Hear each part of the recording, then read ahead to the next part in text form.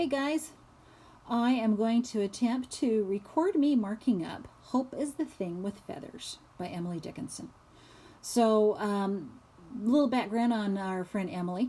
She wrote, obviously at the same time as Huckleberry Finn, as Mark Twain did, and she was a recluse who loved to stay inside, just like you guys. Well, you may not love it, but that's what she did on purpose. Seriously, on purpose. So in her life, she published probably 7 or 8 poems, and she told her sister when she died just to burn all of the other stuff. So her sister opens her trunk after she dies and finds something like 1,800 poems in there. Okay, this woman was crazy prolific, and she loved to do things her own way. She wrote in her own style. She wrote in her own way. She created things and wrote in ways that we haven't ever seen before. Okay, but a lot of people did after that. They were inspired by that. So we're going to look at this poem. This is one of her more accessible poems. I don't know if you can hear that. My son is laughing at his computer in the background. Just ignore him. I already did this once, and I did a great job, and it was quiet, and then I realized I'd never actually pushed the record button. So this time will be a lot worse. Okay, so we're going to look at this. I'm going to read through it, and then we're going to be looking for some literary devices, some language devices that she's using. Would you tell Harrison to hush, please? Thank you. Okay, so, and what I'm going to have you do is I hope that you have already marked this up. I'm going to mark some things that probably the same as you, maybe different as you, and that's not a problem. What you're going to do after this is you're going to write a paragraph about this poem. What is she trying to say? What is she doing? How does she do it? Okay, I'm not going to give you much structure. I just want you to write about what she's doing in this poem. So let's go ahead and read through it first. Hope is the thing with feathers that perches in the soul and sings the tune without the words and never stops at all. And sweetest in the gale is heard, and sore must be the storm that could abash the little bird that kept so many warm. I've heard it in the chillest land and on the strangest sea, yet never in extremity it asked a crumb of me. So let's take a look first and see what kind of rhyming scheme we have here.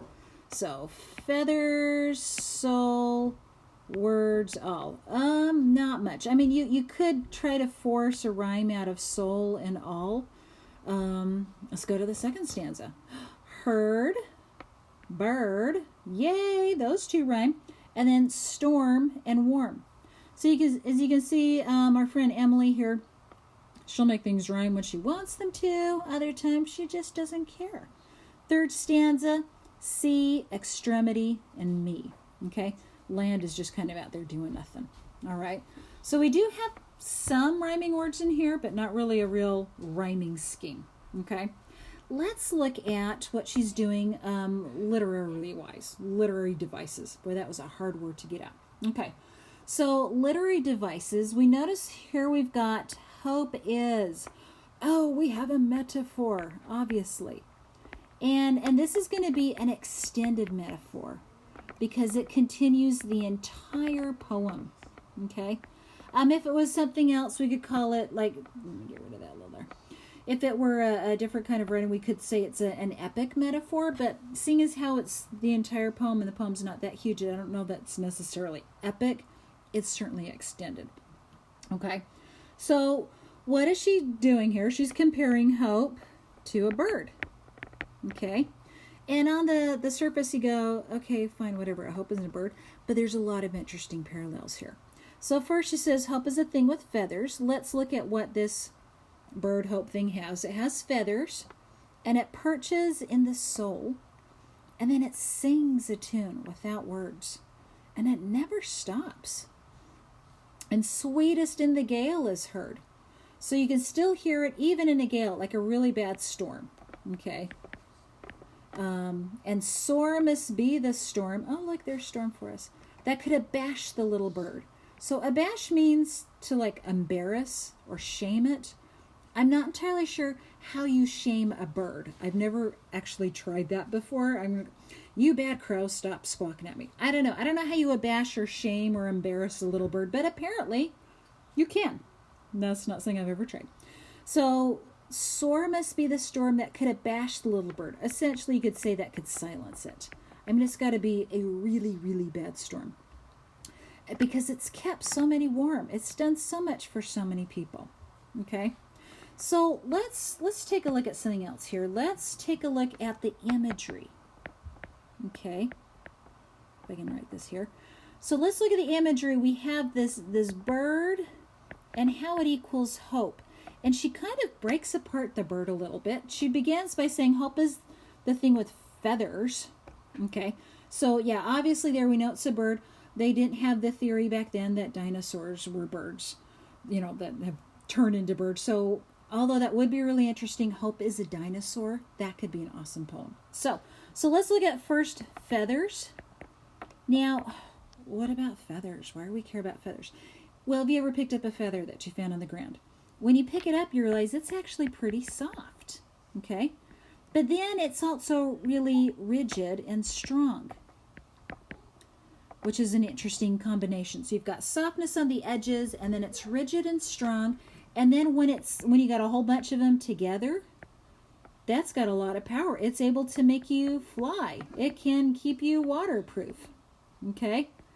That does not mean that if you have enough hope that you can fly and that you're waterproof. So please don't go over to any of those cliffs over like in Cutler and think, oh, I've got hope and I can fly and I'm waterproof. No, you're not. You're not. Okay? But she's saying that hope is. Okay? So essentially hope is, it's powerful. Okay? Let's put it that way. It's got a lot of strength and it's got a lot of ability to do things for you. So the feathers are soft, but they're also strong, especially when they're working together. Okay? So then we have perches. So a little bird perches. I don't know if you've ever had a bird that's perched upon your finger. Maybe it's just a little, little budgigar, or maybe we used to have a parrot some years ago. And when that thing perched, holy cow, it's holding on tight. Okay? So when a bird perches, it is super secure. Okay? It is very hard to budge it. It will not budge. It will not come off anything. So if you think about it, she's saying that this is what hope is. It is very secure. It's going to stay on you. It's gonna leave. It's just look out the next time there's a big storm and watch the little birds as they, nestle down into the bushes and the wind's blowing. Those puppies are going to be bouncing, but they're going to stay on. There's nothing that's going to be able to wrench them out of there. So then we also have sings. Sings a tune without the words. Okay, so we've got singing. And singing is generally a pleasant thing, okay? Not when I sing, but for most people it is a pleasant thing to hear. And this tune has no words, okay? So that means that it's not specific to any one language. Every language can understand it. Everyone can understand this, okay? Everyone understand.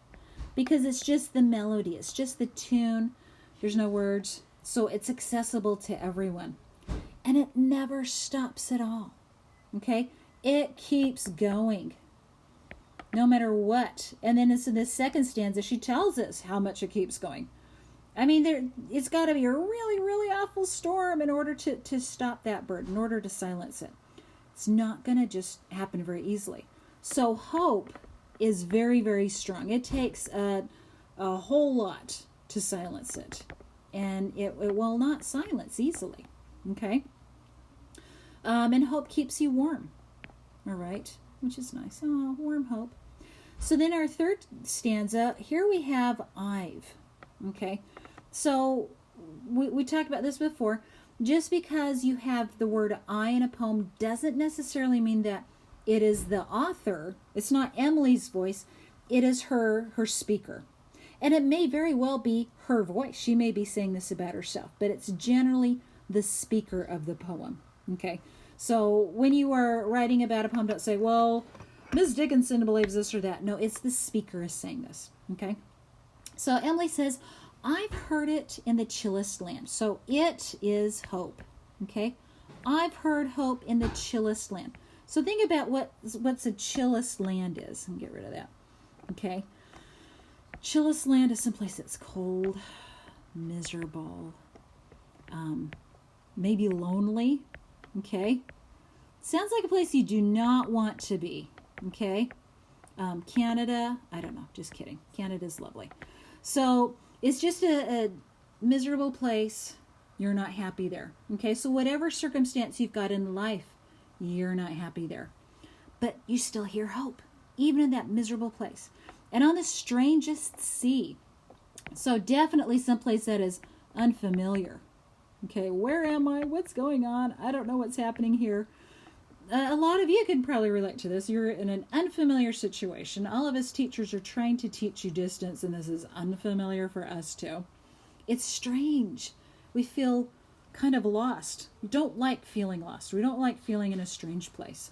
And if you look at all the other imagery before this, you have all of the storms and the wind and everything. So to me, this sounds like the sea is not very friendly, okay? This is an unfriendly place. It is sounding like it's really bouncing around, tossing you around. It's miserable.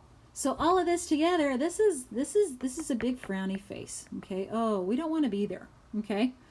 But even in those circumstances, hope is still going. Hope is still singing and chirping. And so this is a fun little part of this. This little, you could almost say this is like a little couplet like Shakespeare has. Yet never in extremity it asked a crumb of me. So what does hope ask of us? It asks nothing. Okay? It asks nothing from us. What does hope give us? Well, it gives us everything, right? It gives us everything to keep going, and it doesn't ask anything of us. Just keep going. Okay. So those are some of the major ideas and things that I saw in here. You probably saw some other things, okay? What I want you to do is to take what I've told you in here, what you've come up with, write me a paragraph or two on Google Docs to share with me, okay, about what this poem is about, okay? And then why does Emily talk about a bird? What is hope? What is she explaining here? What are, look at these little techniques that she used in here. Why does she do that? Just essentially tell me everything you can in paragraphs. So you've done it for me in bullet form. Some of you are already writing as paragraphs. I want you to write this as a paragraph or two and then share it with me. Okay? And that should be it. Thanks, guys.